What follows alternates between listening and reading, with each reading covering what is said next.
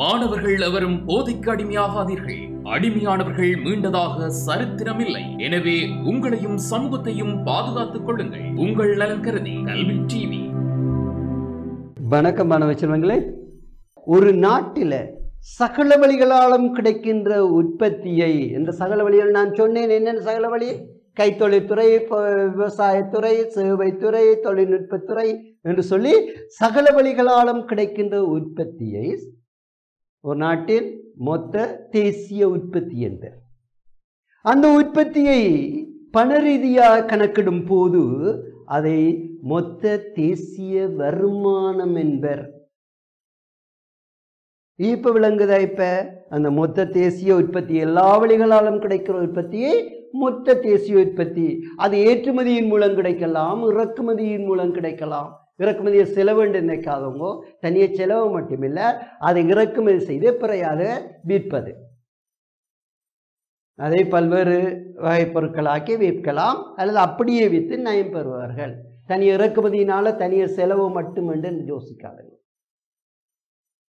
விளங்குது? அப்ப இறக்குமதியாலே லாபம் உண்டு. அப்ப எல்லா வழிகளாலும் கிடைக்கிற வருமான உற்பத்தியை மொத்த தேசிய உற்பத்தி என்று சொல்லுவோம். அதனை ஒரு பண அழகினால அதை பெறுமதி காணும் போது மொத்த தேசிய வருமானம். ஒரு நாட்டுக்கு கிடைக்கிற எல்லா வழிகளாலும் கிடைத்த வருமானத்தை மொத்த தேசிய வருமானம். இந்த வருமானத்தை நாங்கள் நாட்டில் உள்ள மொத்த சனத்தொகையினால் பிரிக்கும் போது, நாட்டில் உள்ள மொத்த சனத்தொகையினால் பிறந்த குழந்தையிலிருந்து இறக்கின்ற நிலையில் உள்ள மனிதன் வரை மொத்த சனத்தொகையாகும்.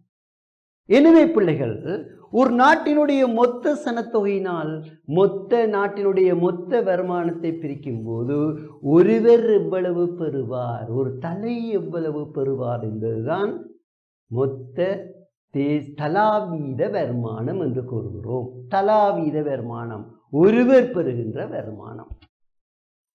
இப்ப விளங்குத பிள்ளைகள்? அப்ப இதை அடிப்படையாக வைத்துக் கொண்டுதான் பிள்ளைகள் தலாவீத வருமானத்தை வைத்துக் கொண்டு ஆரம்பத்தில் ஒரு நாடு அபிவிருத்தி அடைந்த நாடா இல்லையா என்று அளவிட்டார்கள். இன்றைக்கு இந்த தலாவீத வருமானம் வளர்ச்சியை பொறுத்து, காலங்களுடைய வளர்ச்சியை பொறுத்து அந்த வருமானம் கூடுதலாக US$ அளவிடப்படுகின்றது. அந்த வருமானம் கூட அதிகரித்து செல்கின்றது.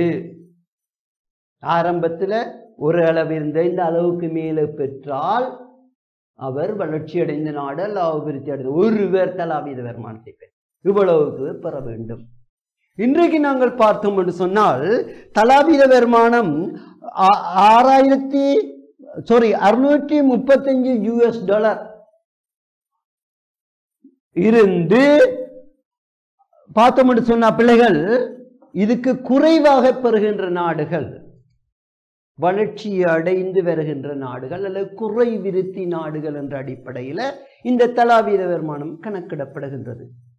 இவ்வளவு $635 குறைவாக ஒரு பெறுவார் அவருக்கு வருமானமாக கிடைக்குமாயின்.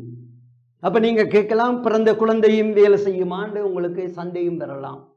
நாட்டில் மொத்த சனத்தொகையில பிரித்து வருமானத்தை பிரித்து ஒருவர் பெறுகின்ற வருமானம் அப்படி என்ற என்ன, ஒரு ஆளுக்கு இவ்வளவு அவர் பெறுகின்றார் என்ற ஒரு கருத்து. அப்ப அவருக்கு உண்மையா பெறுகின்றார் என்றால் அரசு அவர்களுக்கு நலன்புரி சேவைகள் மூலம் இந்த வருமானத்தை கொடுக்கும். வெளிநாடுகள்லாம் நீங்க பார்ப்பீங்களே என்ன.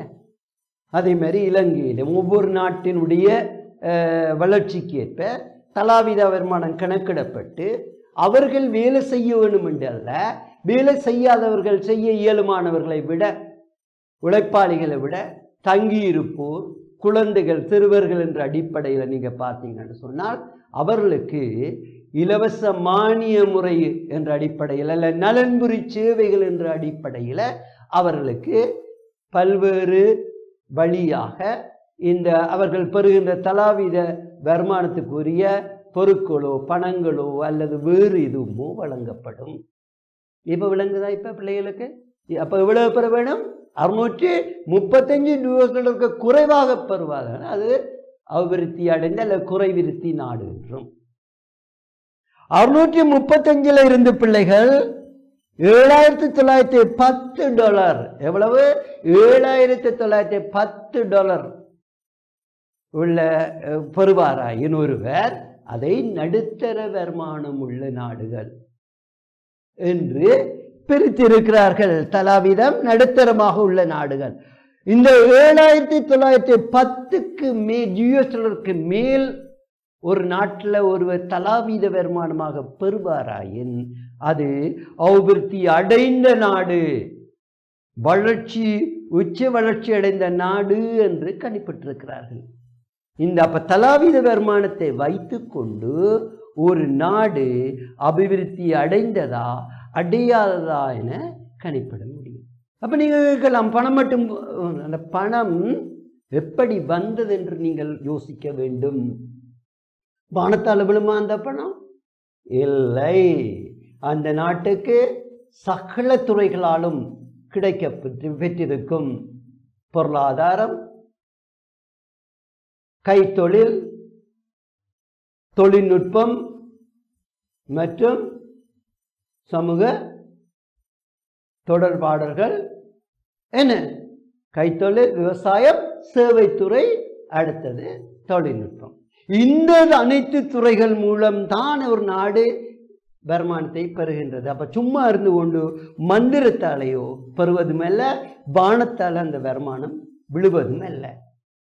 அப்போ ஒரு நாடு சகல வழிகளாலும் முயற்சி செய்து உழைப்பை பெறுகின்றது. அதுதான் வருமானம்.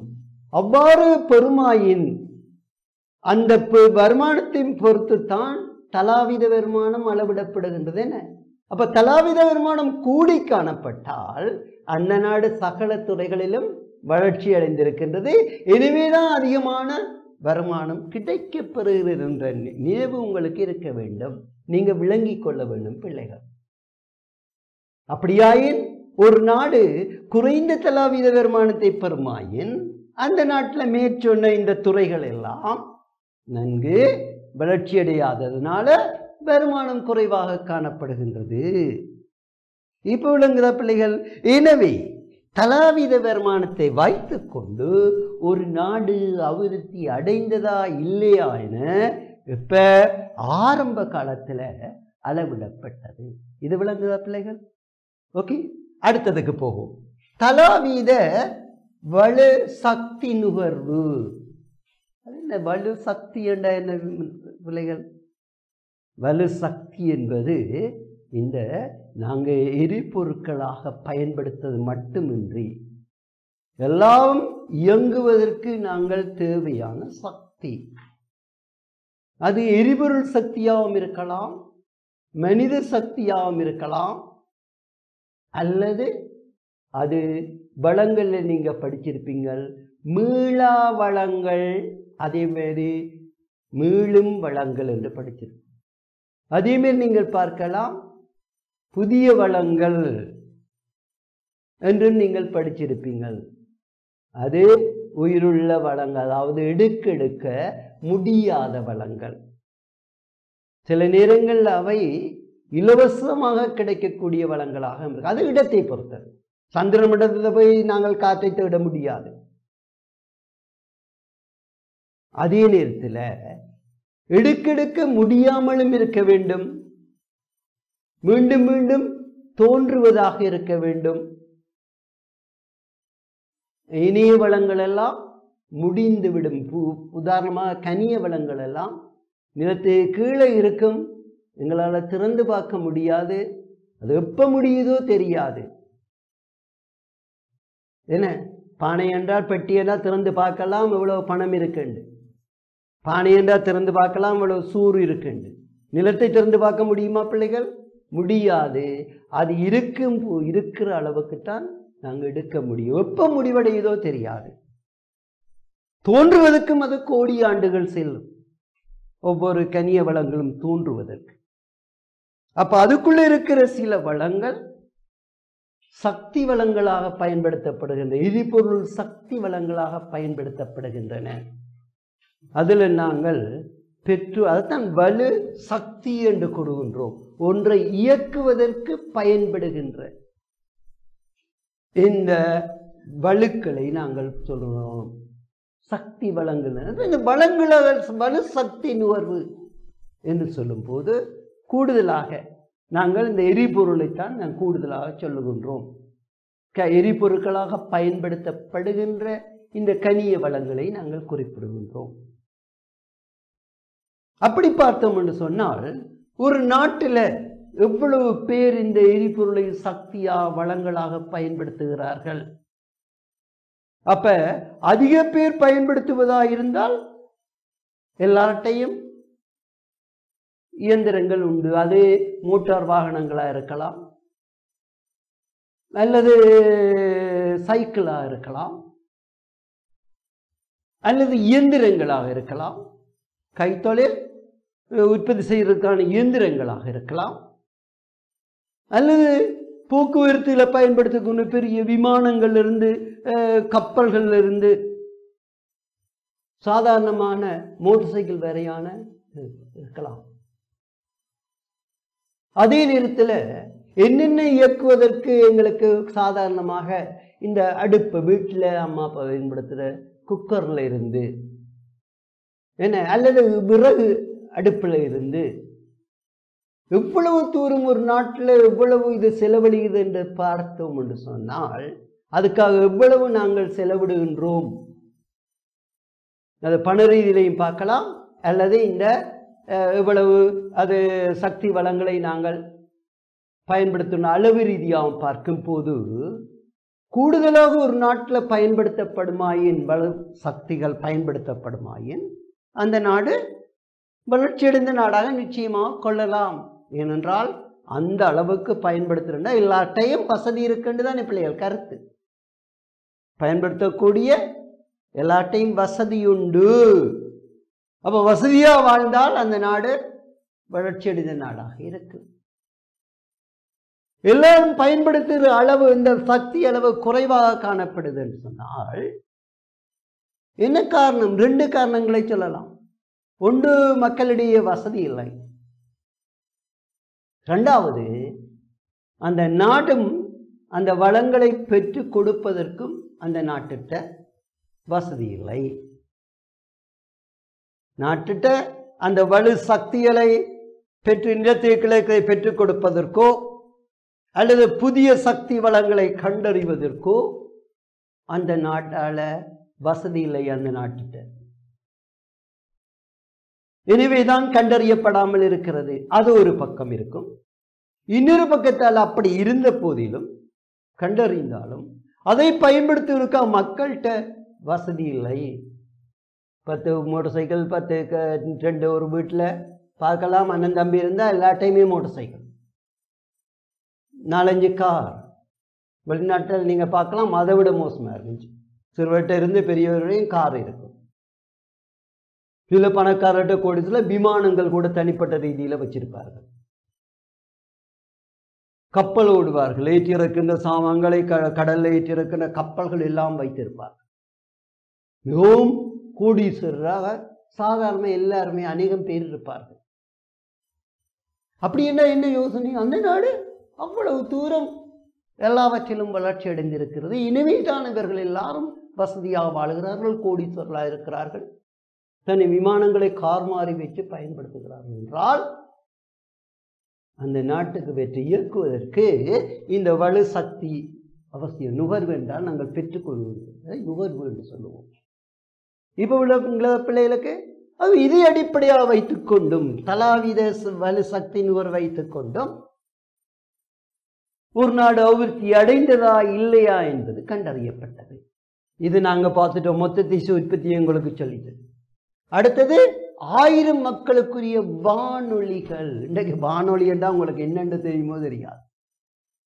டெலிஃபோன் வந்ததால் டெக்னாலஜி தொழில்நுட்பம் வளர்ச்சி அடைந்து இன்றைக்கு உங்கள்கிட்ட ஒரு சின்ன கைக்குள்ள அடக்க கை அடக்க அதுலேயும் வித்தியாசம் ஐஃபோன் அப்படி இப்படின்னு கணக்க ஃபோனுகள் எல்லாம் வந்தபடியினால் இன்றைக்கு உங்களுக்கு வானொலி என்றாலே என்னென்று தெரியுமோ விளங்குமோ தெரியாது. அந்த சொல்லக்கூட நீங்கள் பயன்படுத்துகிறீர்களோன்னு தெரியாது. ஏனென்றால் அந்தளவு தூரத்துக்கு வானொலி என்பது மறைந்து விட்ட ஒரு பொருளாக போய்விட்டது. யாருக்கு தெரியுமா? இங்கிலீஷில் ரேடியோ கண்டிருக்கிறீங்களா பிள்ளைகள்? ரேடியோ கண்டிருக்கிறீங்களா?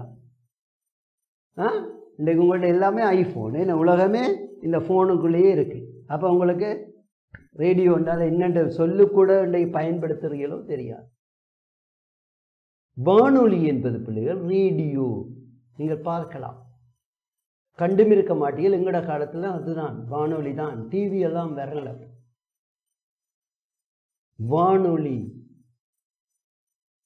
அப்போ நான் படிக்கிற காலத்தில் நான் கம்பது போன நேரம்தான் டிவி ஸ்டார்ட் பண்ணு. அதுக்கு முதல்லாம் வானொலி எல்லா வீட்லையும் வானொலி பற்றி ரேடியோ இருக்கு. அந்த சின்னல இருந்து பெருசு வரையும் இருக்கு. பெரிய பெட்டியாக அப்படி வச்சிருக்கிறவர்கள் பெரிய பெருமைக்குரியவர்களாக இருப்பார்கள். எந்தெந்த அளவு தூரம் ஆக பெருசாக இப்போ டிவியில் வித்தியாசம் வச்சுக்க மாதிரி வானொலி பெட்டிகள் டிவி மாதிரி தான் இருக்கும் பெருசாக. அப்போ அதில் செய்திகள், நிகழ்ச்சிகள், ஏனைய நிகழ்ச்சி எல்லாமே உலகமே அதுக்குள்ளே தான் அடங்கியிருந்தது வானொலி பெட்டிகளுக்கு. வானொலி பெட்டி இல்லாத பக்கத்து வீட்டுக்காரர்கள் அங்கே வானொலி பெட்டி இருக்கோ அதை போய் வளைச்சிருந்து இந்த நியூஸ்கள் எல்லாம் கேட்டு கொண்டிருப்பார். அதன் மூலம்தான் நாடு பல்வேறு அறிவித்தலையும் அறிவிக்கும். எல்லா அறிவித்தர்களும் அதன் மூலம்தான் வழங்கப்பட்டது. விளங்குந்த அந்தளவு தூரம் இந்த ரேடியோ முக்கியத்துவம் பெற்றிருந்தது. விளங்குதானே பிள்ளைகள்? அப்போ கரண்ட் விட பேட்டரிகள் தான். பேட்டரி என்றாலே இப்போ உங்களுக்கு என்னென்று அதுவும் தெரியுதோ தெரியாது. முதல் வந்த பேட்டரிகள் எவரெடி, லக்ஸபானா என்று பல்வேறு பேட்டரியல் கம்பெனிகள் இருந்தன. உருண்ட பேட்டரி இப்போ நீங்கள் கண்டு அதுக்கு அதையும் கண்டிகளோ தெரியாது. இப்போ வரலாம் சின்ன சின்ன சின்ன சின்ன டேப்லெட்ஸ் அளவு அதை விட சின்னதாக இருக்குமே என்ன பேட்டரிகள். அப்போ இருந்தது பெரிய பெரிய உருண்டையானது, டார்ச் லைட்டுக்கெல்லாம் போகிறோம், ரேடியோக்கெல்லாம் போகும். இதைத்தான் கேட்டுக்கொண்டிருந்தார். ரைட், இப்போ நாங்கள் விஷயத்துக்கு வருவோம். அப்போ ஒரு 1000 மக்களுக்கு வானொலி பெட்டிகள் எத்தனை பேர் பயன்படுத்துகிறார்கள்? 1000 பேரை எடுத்தால் மக்களை, இந்த நாட்டில் மக்களை பார்த்தால் எத்தனை பேர் பயன்படுத்துகிறார்கள்? ரேடியோ பயன்படுத்துவதாக இருந்தால் அதை வேண்டுவதற்கு காசு வேணுமே பிள்ளைகள். வேண்டுவது இப்போ ஐஃபோனோ அல்லது வேறு ஏதோ நீங்கள் வேண்டுவதற்கு உச்ச விலையாக இருக்கிறது போல அப்போ ரேடியோ இருந்தது. இனிமே அதை வேண்டுவதற்கு காசு வேண்டும். இப்போ 1000 பேரில் 500 பேரோ அதுக்கு மேலே வச்சிருக்கிறேன்னா வசதி இருந்தால் தான் வேண்டலாம் ரேடியோவை. இப்போ உங்கள்கிட்ட இருக்கிற ஐஃபோன் வேண்டி யோசிச்சு பழங்குங்க, ரேடியோ வேண்ட முடியும். அப்போ வசதி இருந்தால் தானே. அப்போ 1000 பேருக்கு எத்தனை பேர்?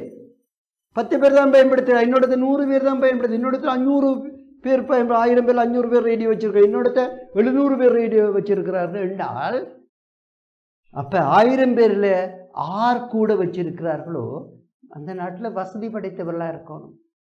அந்த நாடும் இவற்றை உற்பத்தி செய்து விற்கக்கூடிய வசதியான நிலையில் இருக்க வேண்டும். எனவே இந்த வானொலி 1000 மக்களுக்கு எத்தனை பேர் வானொலிகளை வைத்திருக்கிறார்கள் என்ற எண்ணிக்கைகளிலும் ஒரு நாடு அபிவிருத்தி அடைந்த நாடா அடையாத நாடா என கணக்கெடுப்பது. இப்போ ஆரம்ப காலத்தில் அடுத்த பாப்பம் பிள்ளைகள் 1000 மக்களுக்கான தொலைபேசிகள். அதுக்கும் தெரியுதா பிள்ளைகளுக்கு? தொலைபேசியை கண்டிருக்குங்களா பிள்ளைகள்? இப்போ அருமையாக 1-2 ஆஃபீஸில் இருக்குமே, சில வீடுகளையும் இன்றைக்கு எல்லாம் ஃபோனில் மாறிச்சு. டெக்னாலஜி வளர வரல கைக்குள்ளேயே அடங்கி விட்டது. முதல்ல ஃபோன் கிரீன் என்று அடிக்கும். ஃபோனுக்காக காத்து கொண்டு இருப்போம், ஆவலோடு இருப்போம். என்ன அருமையாக இருந்து. அப்போ ஆரம்ப காலத்தில் அது வசதி படைத்தவர்கள் தான் அந்த ஃபோன் வைத்திருந்தார்கள். பணக்கார வீடுகளில் மட்டும்தான் அந்த ஃபோன் இருக்கு. சரியோ, பணக்காரில் அது அரசாங்க உத்தியோகத்தை, அது உச்ச அரசாங்க உயர்நிலையில் இருக்கிறவங்க மட்டும்தான் அந்த காலத்தில் ஃபோன் பாவிக்க அவர்களுக்கு வசதி இருந்தது. ஆகவே 1000 மக்களுக்கு எத்தனை பேர் தொலைபேசியில் வைத்திருக்கிறார்கள் என்ற அடிப்படையாக கொண்டு ஒரு நாட்டினுடைய அபிவிருத்தியை அளவிடப்பட்டது. இது இந்த அளவீடுகள் எல்லாம் ஆரம்ப கால அளவீடுகளாகும். சரியா பிள்ளைகள்? அடுத்த வகுப்பில்